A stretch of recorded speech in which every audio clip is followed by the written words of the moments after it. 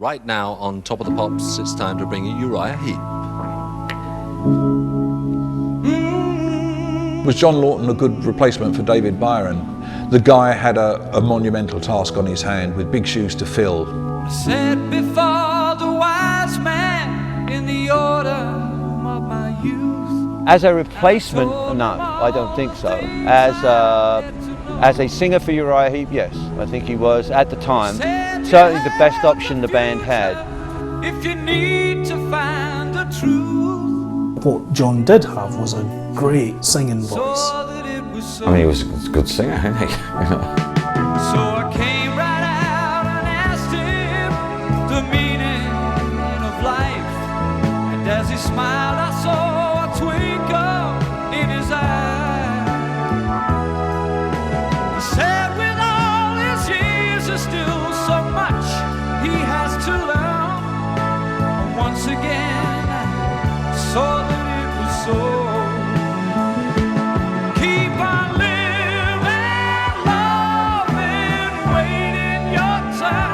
Of course, John would never be able to match David Byron for flamboyance or showmanship, but then again, nobody could really. He was unique. Now, there are two ways bands can go when they're looking to replace a great frontman.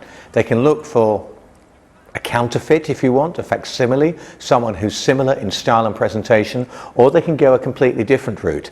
Heep quite sensibly decided to go for someone very different. It was so different from David Byron. David Byron was a traditional kind of frontman as Rod Stewart and Mick Jagger, the way he moved on stage and played with the crowd, and there was a man with feathers in his ear and eyeshadow and a complete different voice, and he had a leather suit on. So that was, well, at first it was difficult to see him as the brilliant new singer of Uriah Heep, really. John Lawton gradually endeared himself to the fans, and he could handle all the old stuff easily. Significantly, Heep were becoming less heavy musically as well, so maybe this contributed to some of the discontent of some of the fans. But I thought he was a great frontman. I thought he was an excellent replacement. But I'm looking for an easy way to love.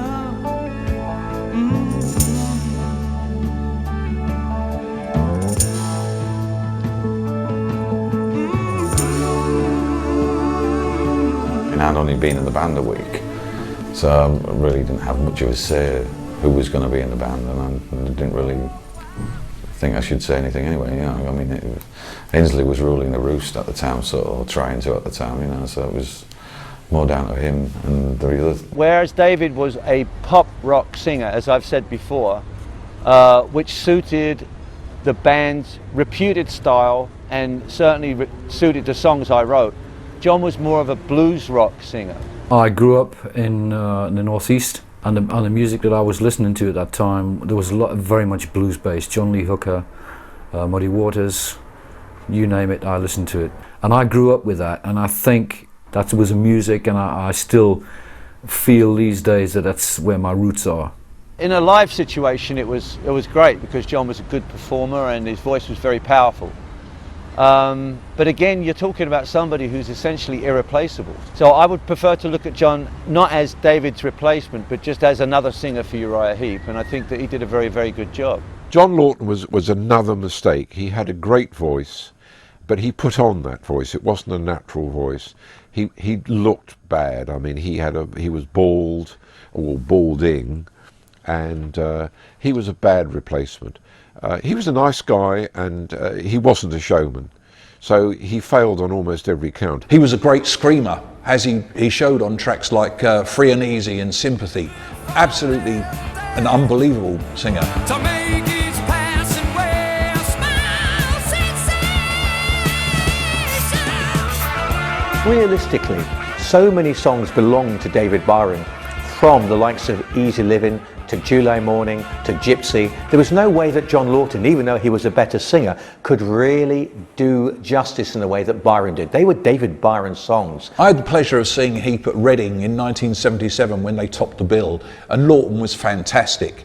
His enthusiasm for singing the old Byron songs was absolutely spot on. He was keen to give the fans exactly what they wanted. There were some fans who were ungracious and refused to accept him under any circumstances. When you asked me in 2004 if John did justice to Uriah Heep classic songs, I would say yes, because he sang them, he's still singing, but he was then singing them in his own way.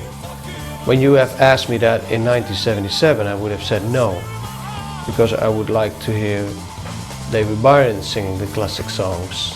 I think Lawton brought a vibrance to the Byron era songs. I mean, no one was ever going to replace David Byron, that was very, very clear.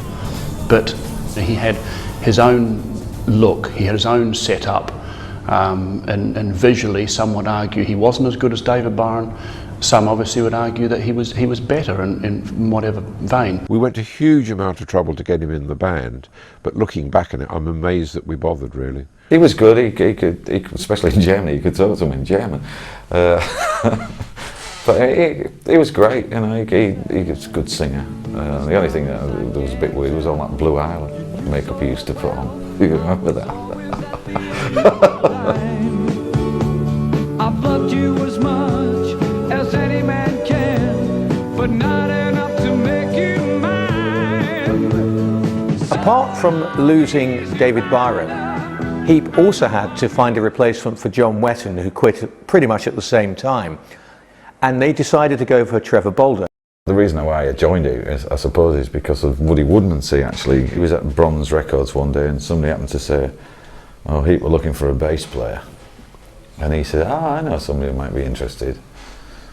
And so he rang me up and said, Heep were looking for a bass player, ring this guy up, and he gave me this number, and it was Ken Hensley, so I rang Ken at home.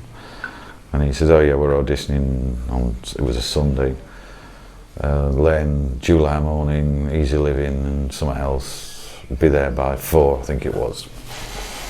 So I went down and we played July morning and we played Easy Living and we messed about for a little bit, and me and Mick had the same birthday and were the same height, so I got the job.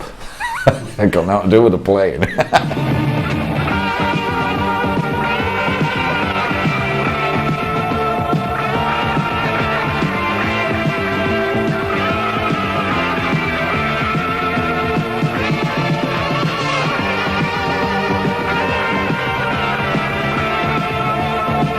Trevor Bolder is really a very talented bass player, and when he joined Uriah Heep, we were very proud because he played with Dave Bowie on Aladdin Insane and Hunky Dory and The Spiders from Mars. So yeah, we were very proud that he was joining Uriah Heep. He was a completely different bass player from John Wetton or Gary Tane. What Trevor Bolder brought to Uriah Heep was something very safe and sturdy.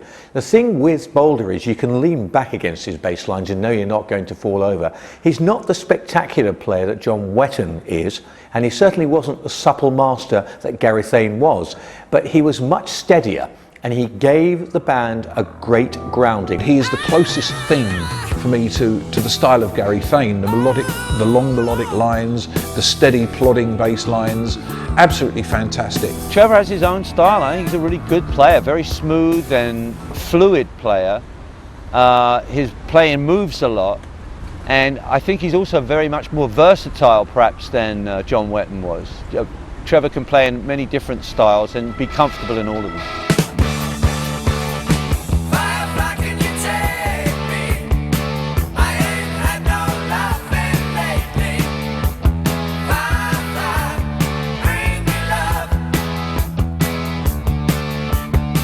Firefly put Uriah Heep very much back on track after a couple of hit and misses and misfires as well. They needed to come back strongly with an album that showcased what John Lawton was about and took Uriah Heep forward. And Firefly was definitely that album. It had a good rock element, the harmonic vocals were in there in all the right places, and you had the consistency of playing added, I think, very much by Trevor Bolder's playing. I mean, the songs were really, really good. Yeah, it was a good album. It's still, There's still some really classic songs on there, Heep songs on there, I think, you know. Ken Hensley brought some great compositions to that album, and the performances were universally of a very high standard. It was an excellent record. Don't take me for granted, 'cause you know I'm a lot just like you. And I'll do anything you want me to. Who needs me now? You find someone, how you find more. Who needs me now? You find another, no better. You can't argue with me, no one needs you. Truly not know how. Oh yeah. It was a complete different album. Jerry Bron was back in as a producer. Mr. Non-producer.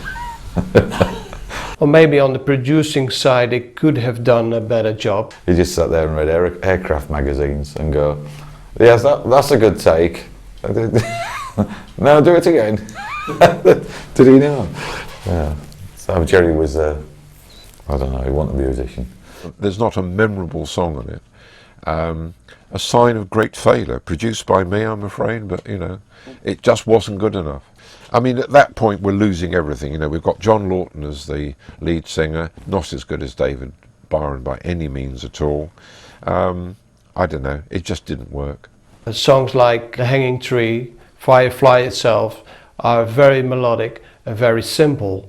As Hensley always said, that Uriah Heep should play simple melodic songs, and they were back in again. Firefly, it was an okay album. I definitely missed David by that time. I think some of the songs I wrote for Firefly would have been much better had David sung them. Nevertheless, I think we did with the best we could with what we had, and to be honest, I was beginning to really seriously lose interest in the whole project at that time. He's a bad man, so they say, living for his love and living free, riding swift and secretly, so we'll miss the hanging tree. The sound is generally lighter than previous Heep albums, but Heep were to naturally evolve. Some lovely songs on there. The title track, Firefly, is beautiful with some sensitive sections and some heavy sections and great harmonies. It had The Hanging Tree, it had Wise Man, two very strong songs, and above all, it had a great anthem in Sympathy. So at last, Heep were making good records again. Sympathy just doesn't mean that much to me. Compassion's not the fashion in my mind. And if you're looking for a shoulder to cry on, don't turn your head my way, 'cause I'd rather have my music any day.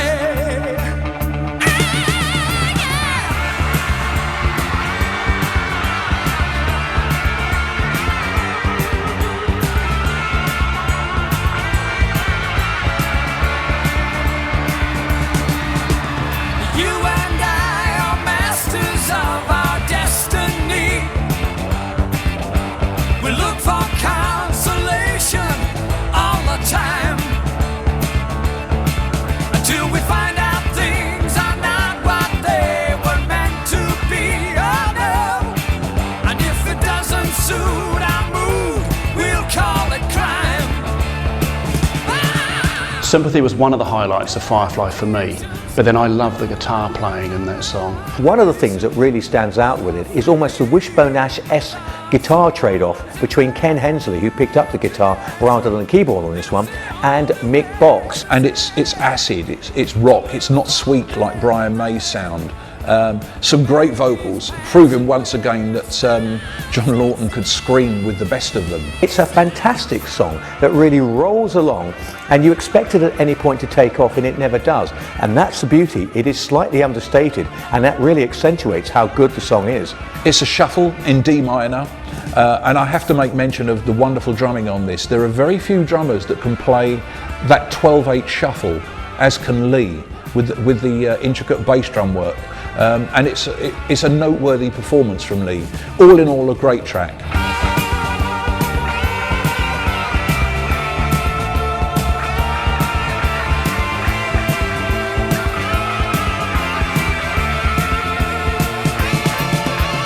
Sympathy was more of a throwback to the earlier days of Uriah Heep.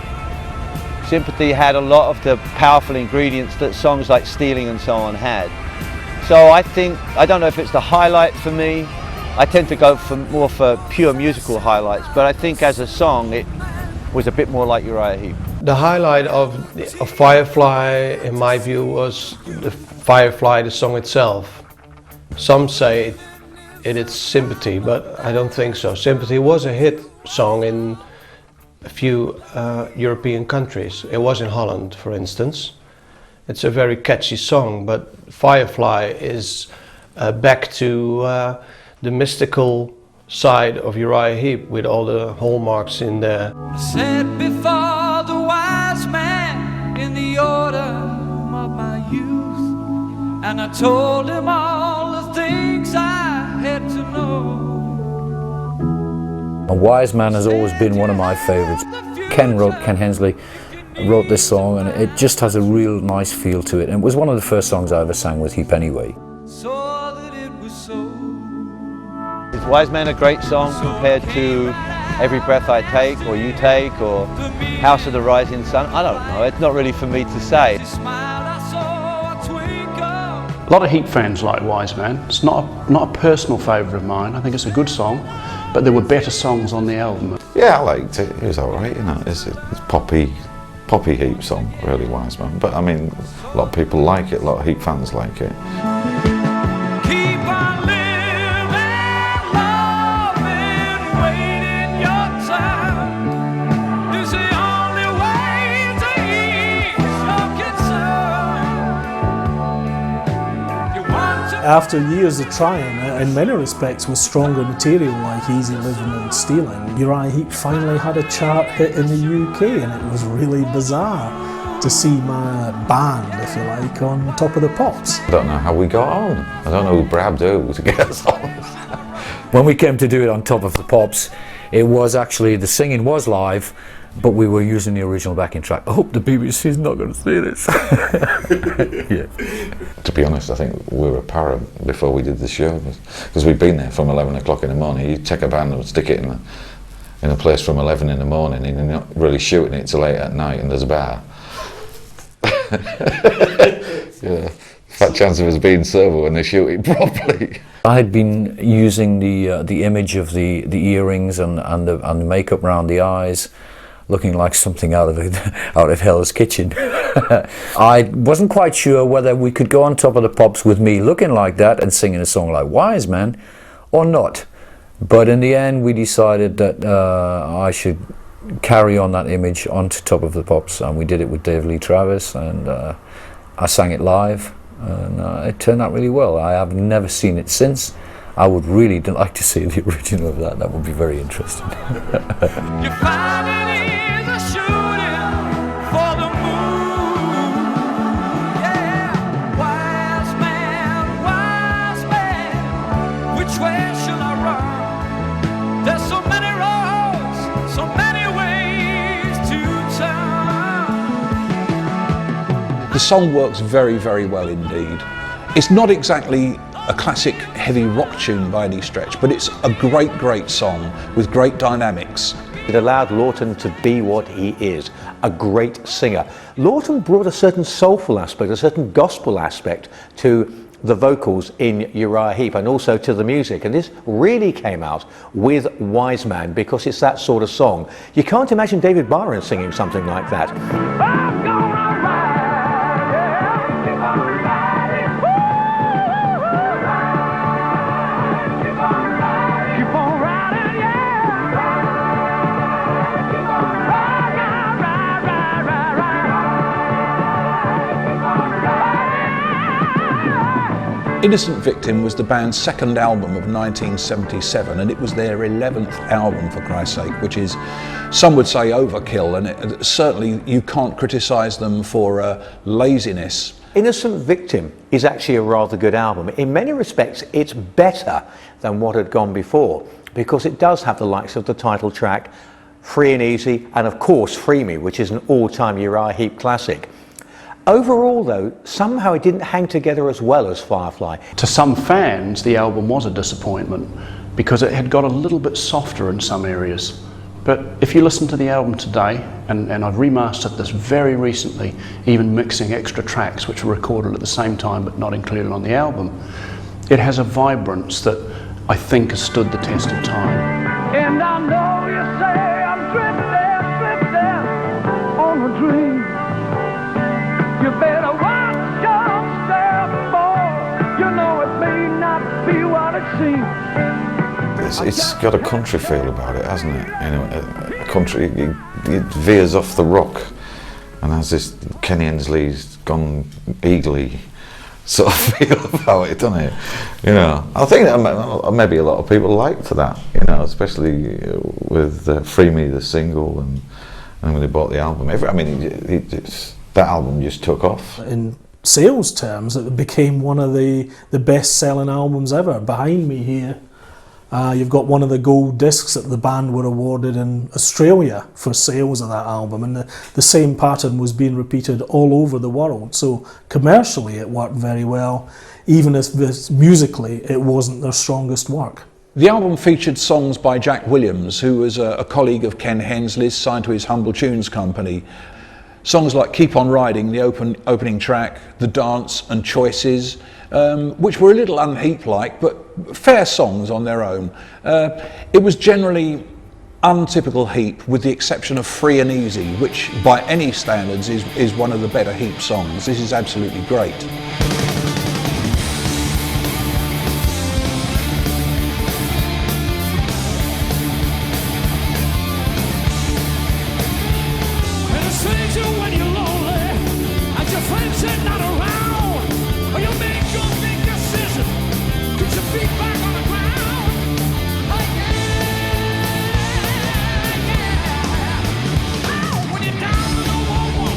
Free and Easy does definitely have the stamp of Demons and Wizards Magician's Birthday era Uriah Heep, in the way it's presented, in the way it's performed, and also in the way John Lawton sings it. And he does a very good job.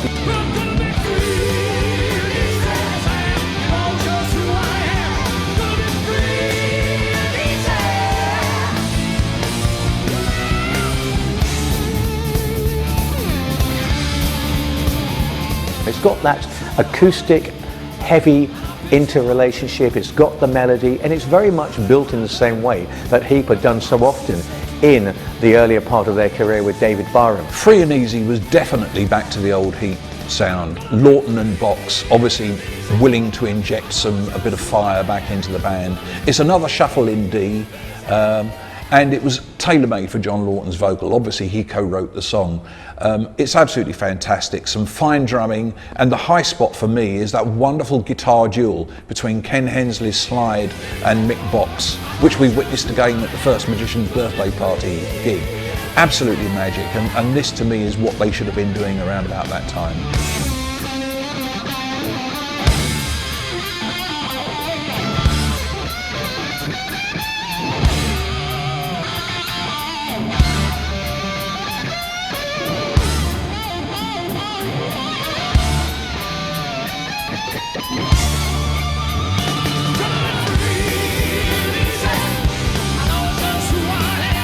Free and Easy was fantastic. That was Mick Box doing what he does best. He went wild on his guitar, and it's a classic, 2.5 minute frenzy of a number. Brilliant stuff. That's good, yeah. I mean, I enjoy that. Anything that rocks, that's got some real good feel about it, yeah. I enjoy it.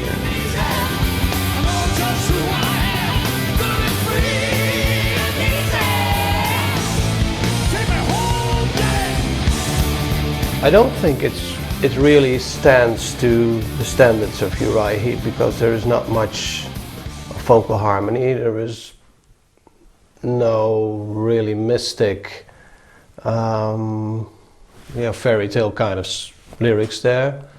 It's just a guitar fight, really, but we liked it.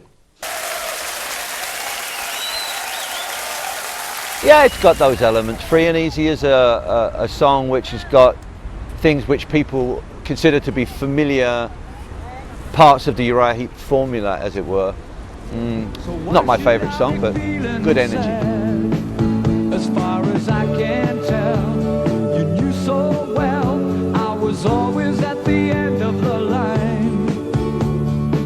the high of Innocent Victim was Free Me, without a question. Interesting story really, because we had practically finished the album.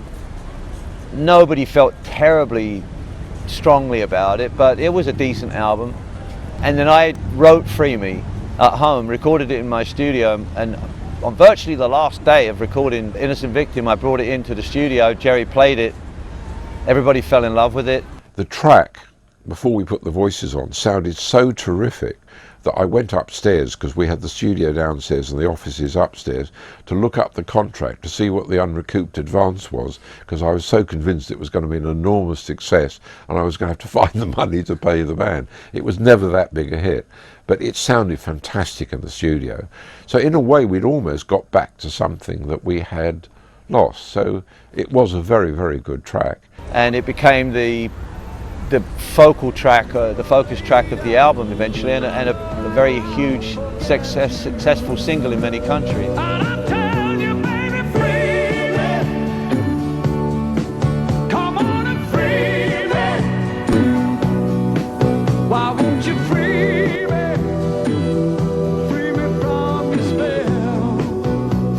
It fitted John Lawton perfectly, allowed him to really open up that tremendous range.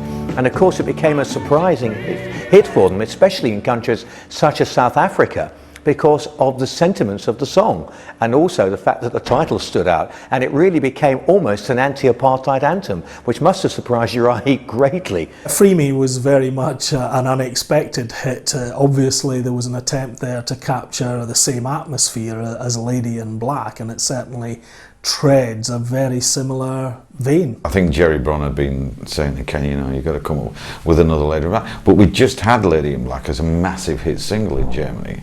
So you got to have another hit after it. So Free Me was geared towards filling that gap and the next hit single.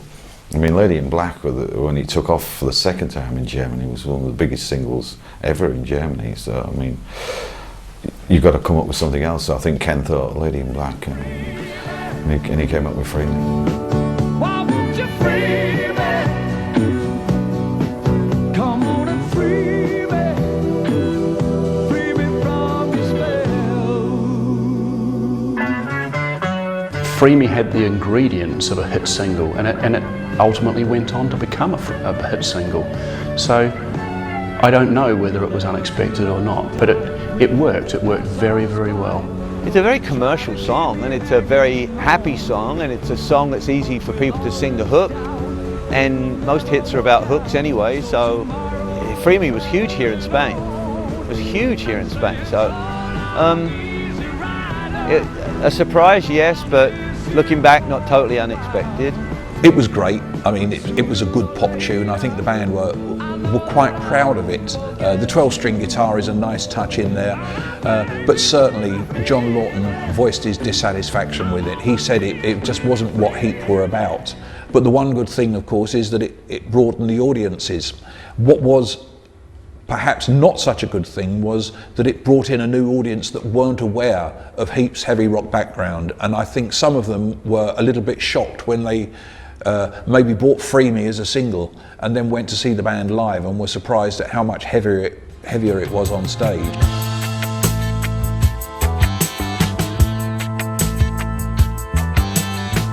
Maybe it's the dancer, or maybe it's the dancer. Uriah Heep certainly went in another direction from where they came from. And I don't think they lost the direction, they just choose to do another way of making music. Ken was trying to write poppy hit singles. Okay, we might have had one massive big album, but in some respects you tend to lose your hardcore fans, that are the rock fans, that buy all your albums. And I think it wasn't good to go completely in that direction that Ken wanted it to go. I think Heep had lost direction at this time. It was really the first time we see an outside songwriter being used to augment Ken Hensley's writing. Ken was clearly feeling at the limits of his ability to continue to deliver albums on this treadmill, and bringing in a co-writer was an attempt to try and keep things fresh. I fail to see the necessity of bringing in outside writers, talented as Jack Williams was. I think there may have been resentment that outside writers were being brought in. John Lawton has since voiced his dissatisfaction with doing poppier stuff like Free Me, which, although it was a huge hit, he certainly didn't feel comfortable with. I hate to criticise him. I think a lot of this is down to the production. Jerry Bron was locked into a cycle. He was very much part of Uriah Heep's entourage. He needed someone from the outside to come in and really dust down the band and say, listen, this guy has got a tremendous range. He can give you something extra. Let him do it. Let's write to his strengths, rather than writing to the strengths of the band as of yore and trying to fit him in.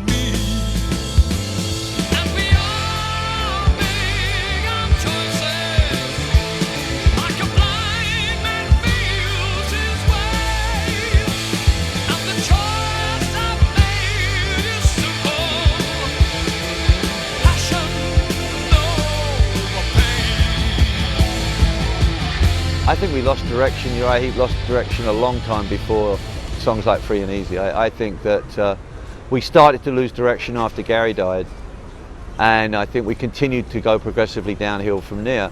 I had numerous conversations with Jerry about my desire to leave the band and do something new. I was always convinced to stay. Let's do another record, let's do one more tour and so on, and I did that. But honestly, I felt the band was more like a tribute band by that time. I think it's hugely sad, the lack of input songwriting-wise from Mick Box in these last couple of albums. I think his fire and the essence of his songs was vital to counterbalance what Ken was doing. And I think the direction was a little bit haywire at this time. I don't think they had lost direction with Innocent Victim.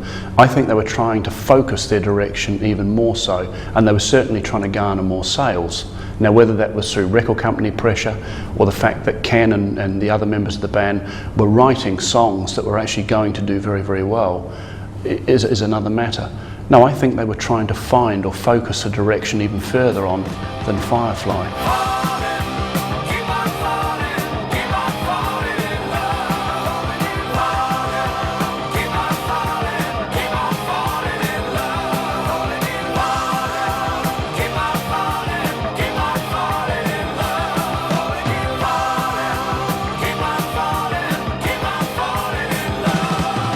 Fallen Angel took Uriah Heep even further down the pop track. It was a very poppy album from the opener onwards. Fallen Angel followed very much in the pattern of what had gone before with Firefly and An Innocent Victim.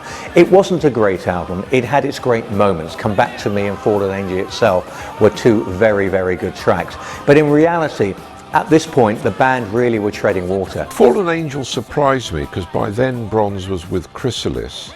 And I remember vividly taking it to Chrysalis, and they had one of these big meetings where 20 people turn up and you play the record to them. And they actually clapped after some tracks, so they must have liked something there. But I didn't think it was that good. I put Fallen Angel and Firefly into the same general category of albums that weren't really approached with real solid conviction, at least on my part. Yes, I produced the songs, and yes, I thought Fallen Angel was a decent song. But speaking for myself, no, I didn't approach that album with any real conviction in terms of saying this is going to be a great record. It's going to be a record and that's it. If it's great, that would be by pure luck.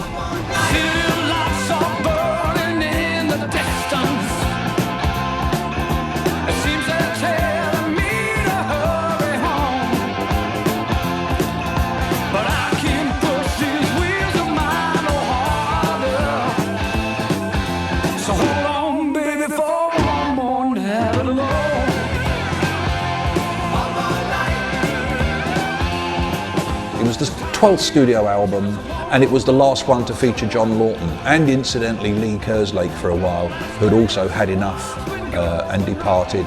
It had its moments. I think Mick's guitar work on What Do You Say was quite interesting, and they'd begun to delve into the production techniques that were becoming increasingly available to them. At the time, I remember being hugely disappointed, but in retrospect, it's one of these albums that I enjoy enormously today. I don't think Fallen Angel was an improvement on Innocent Victim, but I also don't think it was a big disappointment either.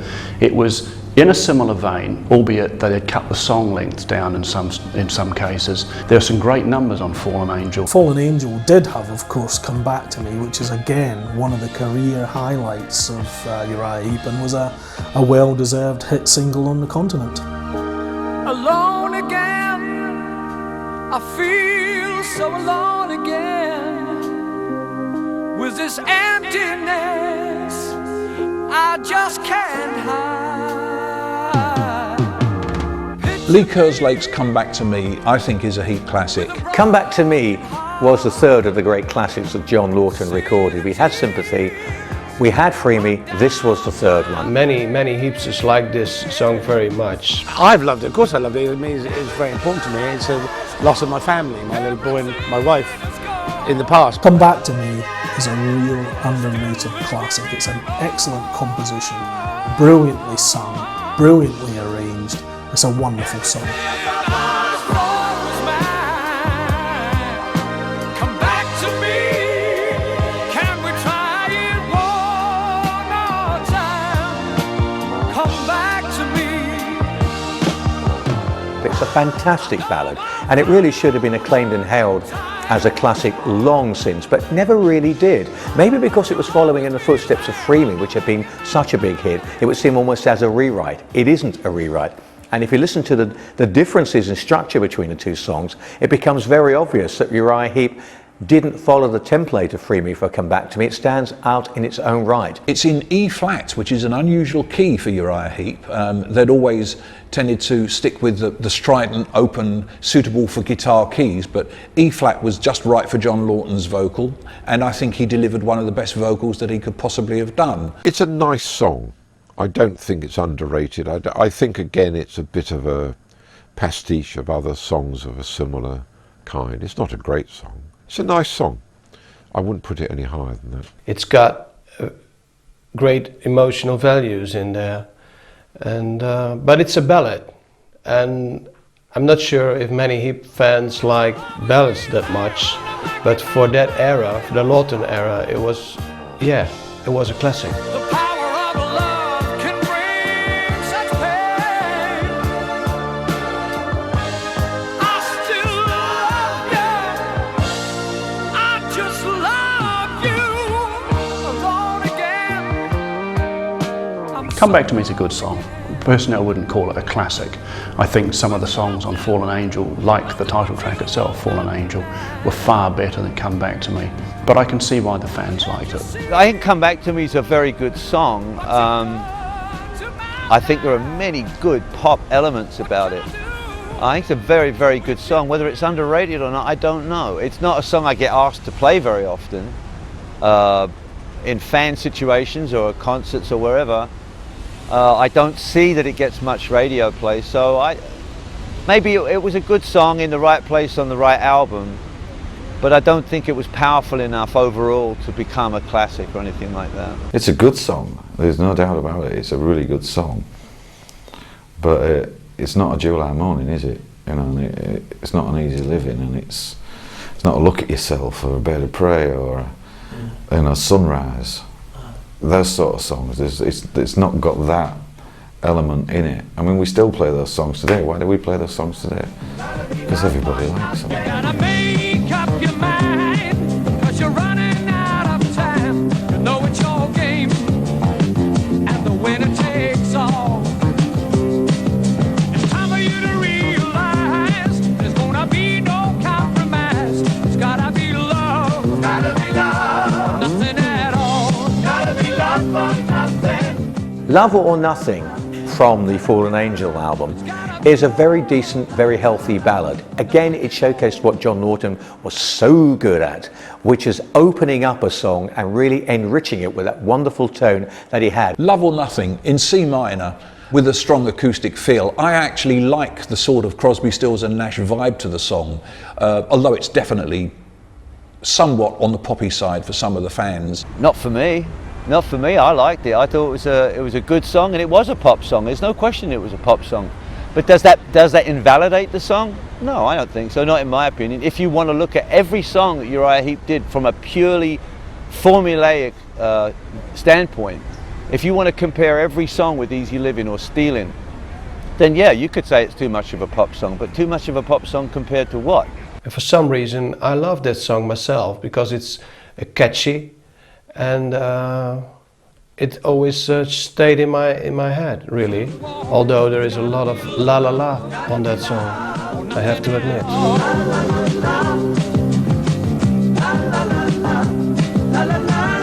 It's gotta be love or nothing at all. Well, Love or Nothing was a pop song. I don't think it was too much of a pop song. I just think there were too many pop songs on Fallen Angel. I think that if the rest of the album had have featured a lot more rock stuff, the fans would have been probably more liable to have accepted this song as an excursion into a lighter moment. But I actually really like this, although it certainly is poppy.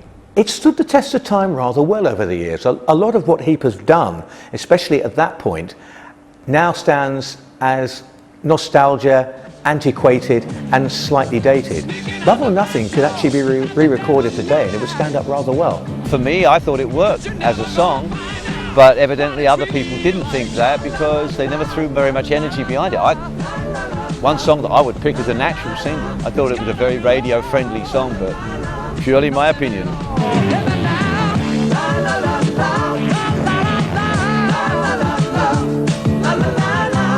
Without a doubt, on Fallen Angel, the band had strayed too far away from its identity as a hard rock, heavy band. It had become too much immersed in the acoustic pop side of the band, which was always there, this lighter, melodic frame of mind, but it took over too much on Fallen Angel. I think it progressed in a way that was fairly natural. There was never an attempt to steer it in any direction, so that was fine. I think they fell to pieces, and as things disintegrate it goes in a direction, but I don't think they ever lost their original drive. It just, the drive wasn't as strong as it had been at the beginning. Uriah Heep was struggling to find a way forward that allowed them to hold on to their roots, but also to bring something new onto the horizon. And it was a great struggle for them, and part of the reason was there was so much entrenchment within the band. They needed to open up, needed to be far greater and wider in their vision, and they were locking themselves down. I just think the band had completely lost interest in the band.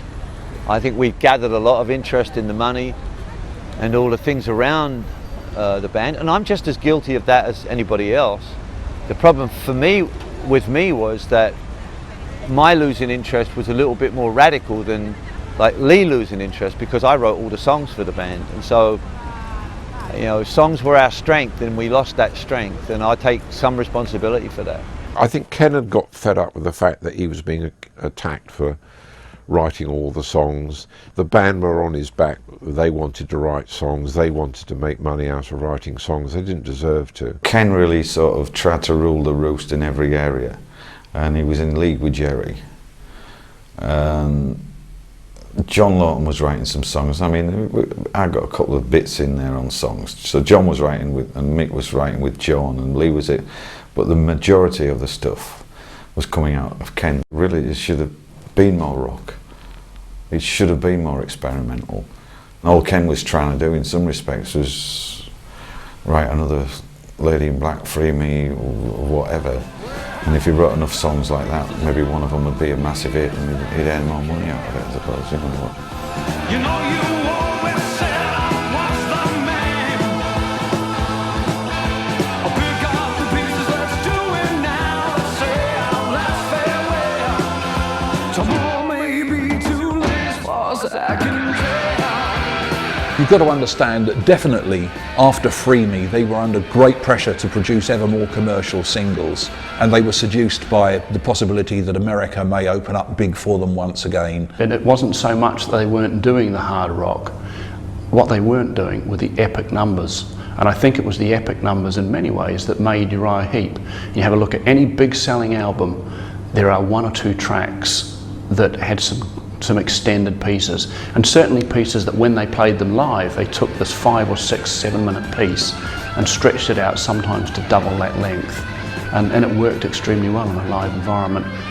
I don't really think Fallen Angel had anything they could do that with.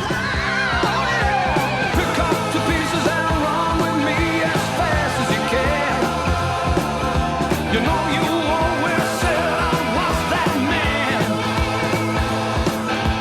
John Lawton as a singer had one great quality above everything else: sincerity.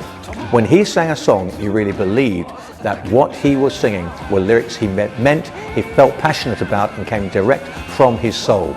And soul is the key and operative word here, because John Lawton wasn't just a great rock singer, he had a soulful element to it and a gospel element to it. He was an inspired singer as well. John is a superb singer technically, and has one of those rare voices which, alongside David Coverdale and Paul Rodgers, is one of the great British rock voices.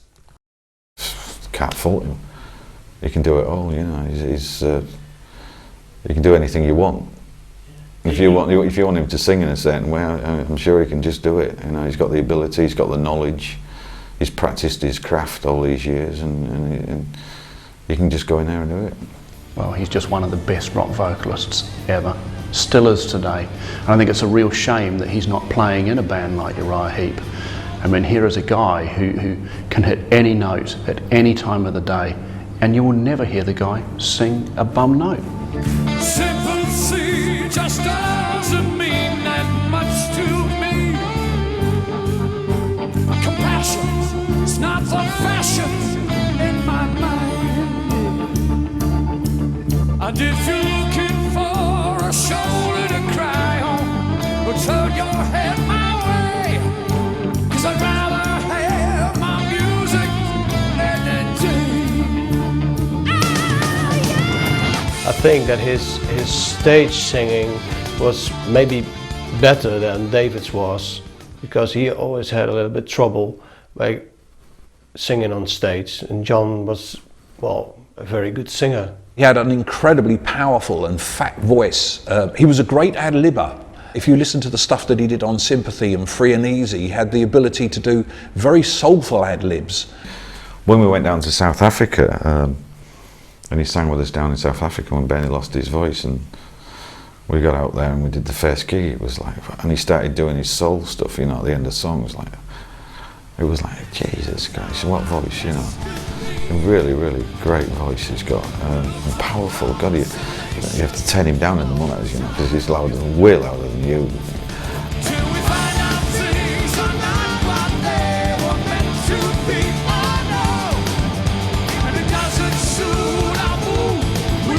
I don't know how he does it, to be honest. I mean, because lately when he's sung with us, and you still don't think like, well, he's in his 50s now, surely someone's got to start giving a bit. He's got to start dropping keys or something, you know, the voices. Not with John. He's still up there, still doing it.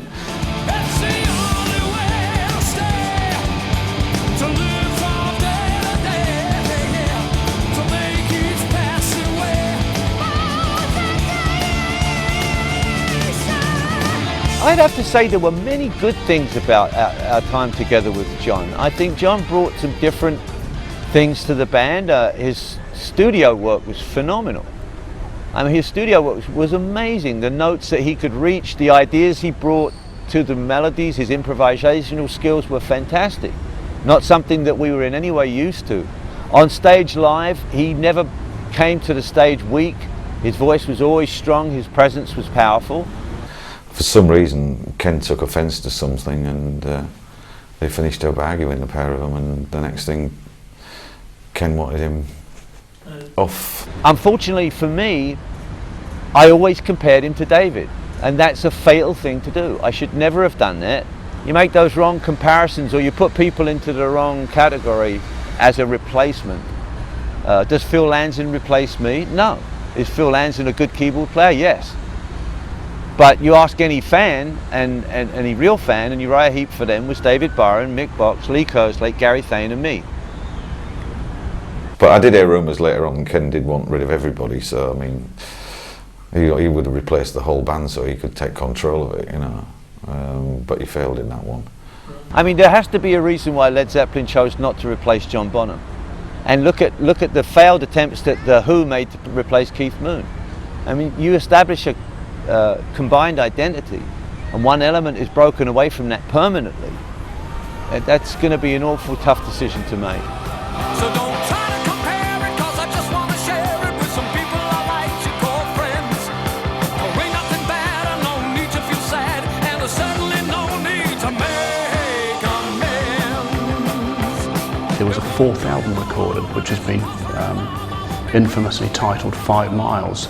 It's not, you know, a from the vault selection. This was the fourth album that John Lawton recorded with Uriah Heep. Ken Hensley was in there, of course, and so was Lee Kerslake. You know, that is a complete album produced by Jimmy Miller. Brilliant singing on it. It's absolutely stunning.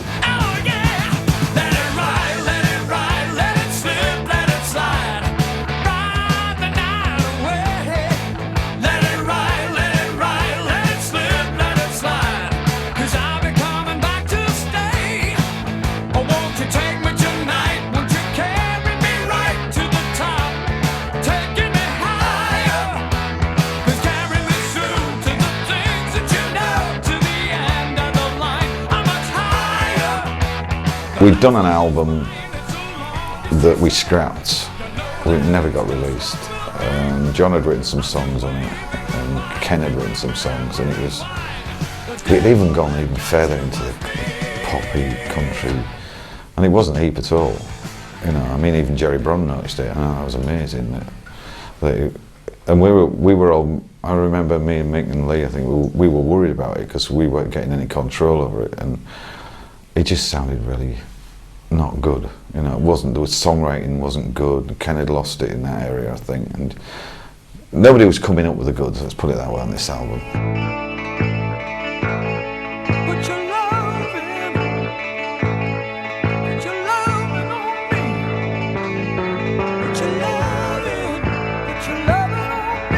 In terms of what Uriah Heep produced and recorded, the John Lawton era can only be really credited as a partial success. They never made the great album they were capable of. If you took tracks from each of the 3 records that John Lawton recorded with them, Firefly, Innocent Victim and Fallen Angel, you could make a great record. But each one of them has its downsides. It never really gelled and took off. And it's not John Lawton's fault. He offered Heep a way forward that they didn't quite grasp. And the reason I'm convinced is because there were 1 or 2 members of the band so locked into the past they couldn't see into the future, and the changes need to be made. I think the problems they had was there were personality clashes between various members of the band, and I think John Lawton, fairly or unfairly, copped a lot of that. For the die-hard Uriah Heep fan who was brought up with Salisbury, with Demons and Wizards, with Look at Yourself, I think the Lawton era was kind of a disappointment because they didn't bring the music the real Uriah Heep fan loved. I don't think he should be given any blame whatsoever for the lightening of the Heep sound. I think he was more than willing to keep it up there and heavy. But I think there was some rewarding stuff there. And also a couple of the things that he had written and co-written contributed very much to the band's success. I think he was a great front man. I think the Lawton era was a success. I mean, it obviously proved it with sales. It kept the band going in a very, very difficult time for hard rock. You know, you had the advent of punk. You had a band that was working and living primarily in the UK, where punk had hit hardest. So I think they were very, very lucky and also very clever and hard-working to pull it off.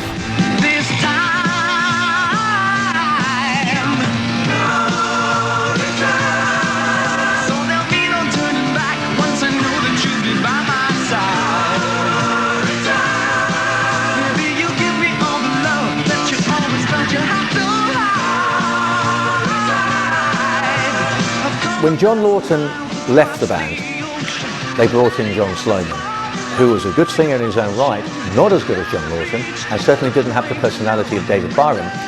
And as a result, they ended up with an album that's possibly one of the worst of their career. Conquest is a hugely controversial album in terms of Uriah Heep history, and it's very much debated even to this day. For me personally, it's one of my all-time favourite albums, and it's one of the few albums I think consistently works on every single track. But I understand why there are a large number of Uriah Heep fans who really detest that record. At the time, I didn't think that Conquest was a good album because you didn't hear Uriah Heep that much. You didn't hear the hallmarks of Uriah Heep in the songs. Many years later, I learned to appreciate this album as quite a good album. There are very strong songs on there, and I think it's the highlight album for Trevor Bolden. Very good bass playing there. Trevor was actually really coming into his own by now. His songs were starting to become more important, but Sloman was not greeted warmly by the fans. Was Conquest a good album? Deathly silence there, isn't there? Not really, no. When you look at Conquest, you look at the personnel, you look at the songs, and you realise that none of this is as good as it used to be. John Sloman is doing all the vocals, backing vocals, piano, you see, you know, he was a very good all-round musician, but he's not a David Byron, and he wasn't really even a John Lawton. The songs, you look at the songs, you know, Boulder Box Hensley, Boulder again. I mean, Trevor Boulder is not a songwriter in my book. They wrote a lot of material that was inappropriate that John Sloman could not sing. The likes of No Return and Carry On, and even Out on the Streets, which is a little bit more progressive. They didn't fit John Sloman. So they were writing for John Lawton, ironically, at the time he'd left, with a man who really wasn't comfortable with where they were going. Like all of the Heep albums, it did have its moments. Carry On with the sequenced synthesizer was very, very interesting. But all in all, I think both the fans and certainly I felt that it was time for them to take a sabbatical and take a step back and reevaluate what they were about. My friends are telling me I'm chasing rainbows, I'm searching for the gold beneath the sea. But rainbows only shine when it's been raining, and gold will never keep you company. So now John Sloman came in after Lawton, and he was a completely different singer. He looked much more like, well, Robert Plant. Lawton looked like, well, Lawton.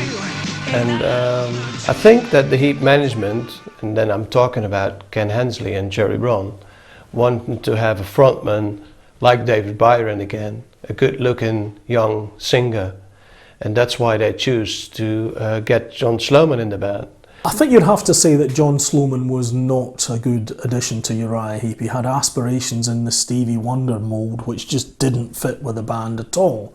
Obviously the band needed freshening up, but he was certainly not the man to freshen it up. John Sloman was the worst move vocally Heep ever made. He's easily the worst of the bunch. And it's not, again, I have to say, not because he's a bad singer. He is a good singer, but he was never really brought properly into the Uriah Heep fold. They never wrote for what he was comfortable with. They wrote too many rockers that John Sloman couldn't sing. He was better at the slower stuff.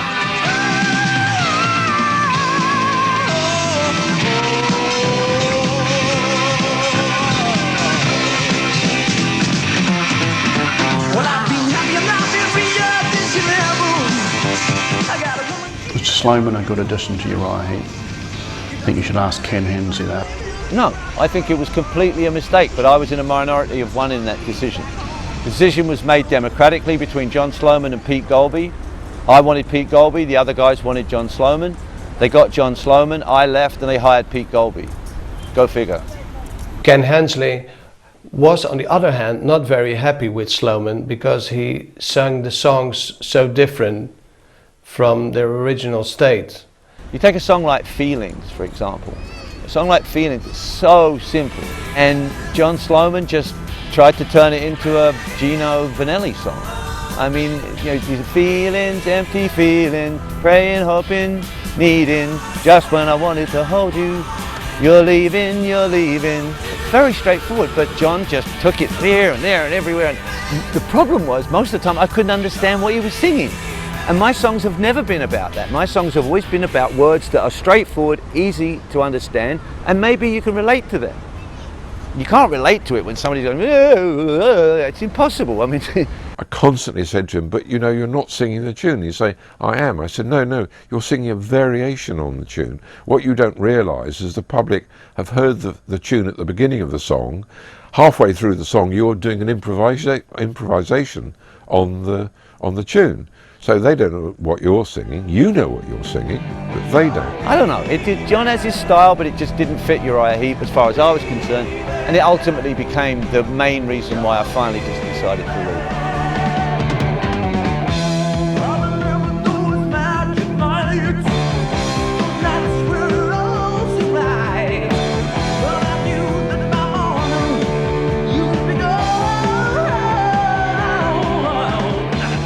Feelings was one of the songs that we had done or we recorded for the last album before Uriah Heep and myself split. I always felt it was a good song. It has been changed in the meantime, I think, and done on a slightly different way, but the original version of it has always been one of my favourite songs anyway.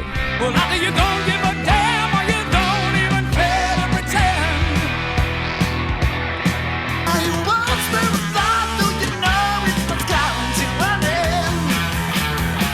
Oh, feeling those feelings, empty feelings, and praying, hoping, yeah. Just when I wanted to hold you, you're leaving,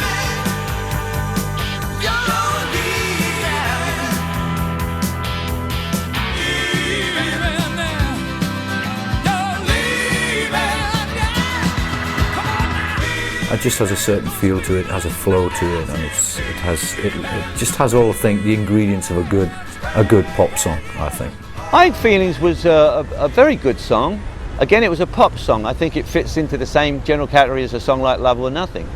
I think we performed it very well. What it lacked was the essential Heep ingredient.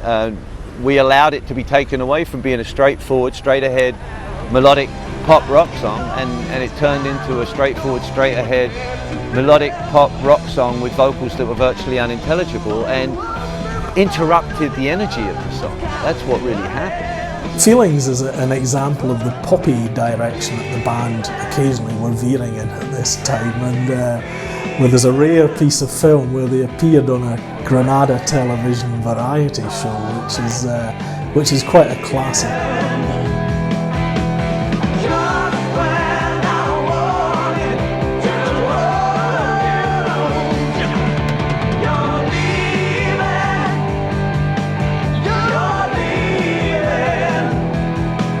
With the GE minor chord structure and feel to it, it certainly gives it a poppy feel. A wonderful harmony guitar introduction on this particular song. It's evident that they were being pressurised after Free Me to deliver more and more stuff in this pop style. It's not one of my favourites, but from this era, I think it's one of the better ones. Sloman never gets to grips with it. He always feels uncomfortable. He always feels like he's living in the shadow of what he's trying to emulate more than anything else. John Lawton sang it much closer to the original melody, and so I think the song has a lot more energy because of that. When you break up a melody and interrupt it in the way that John Sloman used to do, then what you do is you pull away a lot of the energy from the song, or you distract people's hearing. So Sloman's caught in this no man's land between trying to emulate Lawton and failing, and trying to set a new style and standard for Heep and failing. So if you really want to hear what Feelings is all about, it's not the version that Sloman did.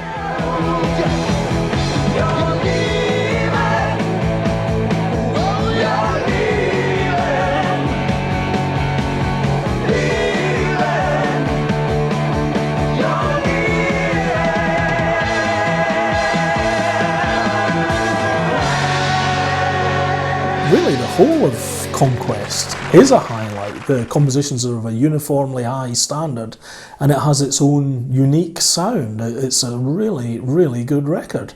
Musically, there are moments which really work on Conquest. Unfortunately, then the vocals let it down. No Return, Carry On, which really pump out the driving atmosphere.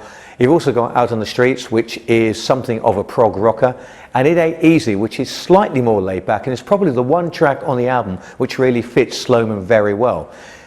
Had they had a different vocalist, had they held on to Lawton, you get the feeling that maybe things would have been different. However, it turns out to be a patchy album, and with the exception of It Ain't Easy, really an album that doesn't have one song that everything comes together rather well. Well, you've got to be deaf not to really understand that the true musical highlight of the album was Trevor Bolder's bass playing all the way through. The bass performances are exemplary. Won't Have to Wait Too Long, for example, is absolutely fantastic. No Return is great. Mick's guitar solo on Out on the Street is fantastic. And actually Trevor, who wrote and sang the lead vocal on It Ain't Easy, again showed how much he was forging a presence within Uriah Heep, which he does to this day. I thought I had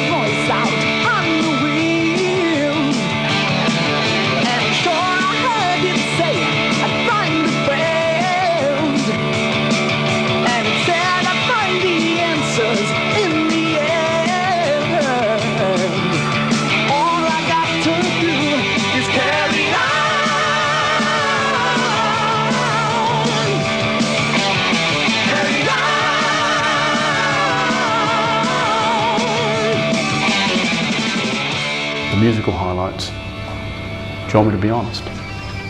The gaps between the tracks. I don't think there is one.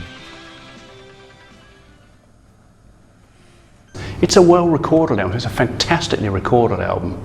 And the playing on it is absolutely superb. You know, I've gone in and mixed and remixed stuff in the last 10 years on this album. No one can say it wasn't played well. No one can say it wasn't constructed well. But the singing was absolutely wrong for Uriah Heep. It's not a successful album. I mean, I'm sorry to say. Again, I produced it. Oh no, I'm the executive producer on it, so who did produce it? For me, the highlight, the absolute highlight of the Conquest album was getting it finished and being done with it.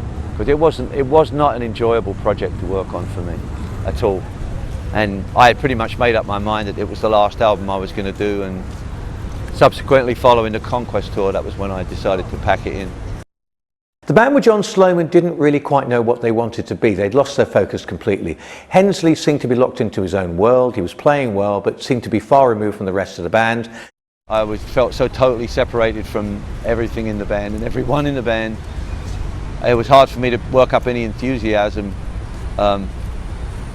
normally. The only way I worked up enthusiasm was by doing immense amounts of drugs or something, and that's no way to carry on at all. Mick Box seemed to be uncomfortable because he knew it wasn't working properly. He had a very strong rhythm section, and Chris Slade had been brought in on drums, who was an excellent drummer, formerly with Manfred Mann, and was to go on to be a member of AC/DC briefly. And of course, he still had Trevor Bolder there. And John Sloman didn't really ever convince up front. For me, John Sloman brought some excellent compositions and some great work in the studio.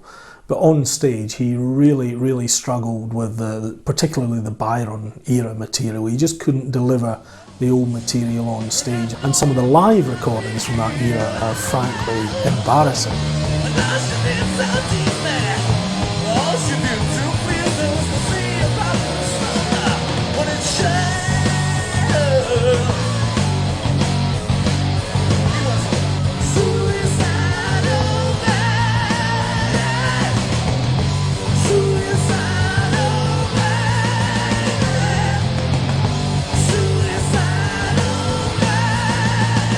There is a complete live recording which I've mixed very recently, and that live recording has a lot of the classic Heat numbers sung by John Sloman, and it has a lot of the songs that ended up on Conquest, obviously sung by John Sloman.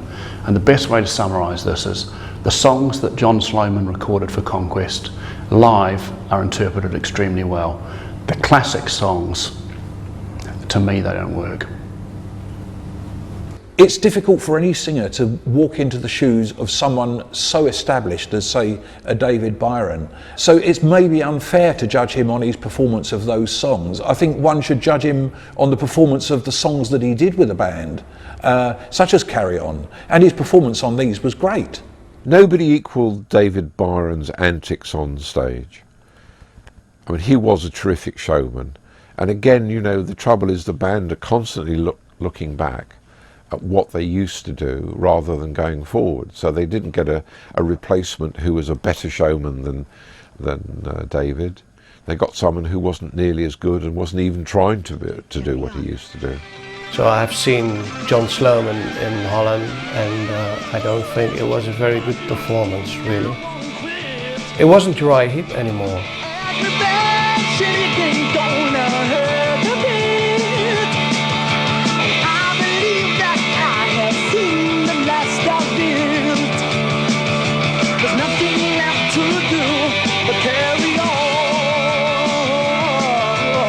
Had Heep run out of ideas by this stage? Well, as an outsider looking in, I would have to say yes. I think it was time for a long break to sit back and take stock of the situation. Actually, I don't think so, because if you listen to the material that was recorded from Fallen Angel through 5 Miles, and there are some stunning tracks there, they could have plundered the vaults and come out with another album's worth of songs. By this time, the band really wasn't interested in ideas. I think, you know, we had gone through that whole situation with Lee being fired and Chris Slade coming in and so on and so forth. It was just so completely dysfunctional at that point. And I certainly wasn't interested in giving my full energy and enthusiasm to it. If you go to a Uriah Heep gig today and it's only got 2 people in it that were in the original band, the songs that they are still trading on were all written by Ken Hensley. And Ken, whatever you say, wrote it down on a piece of paper, a few words, a few chords, a few sketches of the melody, but those were the songs that were successful.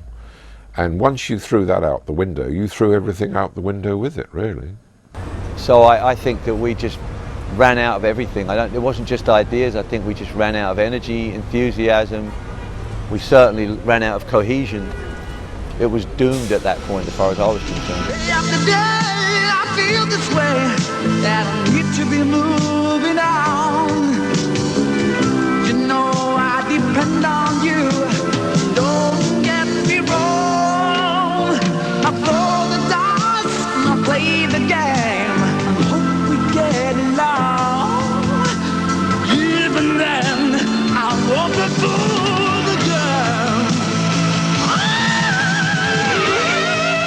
I think with the departure of Ken Hensley, it appeared that Uriah Heep had run out of steam, but it's a real tribute to Mick Box that he was going to lock himself away, gather his energy, and just round the corner would see a Bominog and a whole new chapter. Hensley's ideas were way out of date. Mick Box clearly had what it took to take the band forward. He was being hampered and held back. Once Hensley left the band, it was as if the shades came off, the shackles came off, and Heep moved forward. We've always said, you know, we're very proud of our history, but we need to keep moving forward in many different ways, you know, to keep us vibrant, and I think that's the important thing.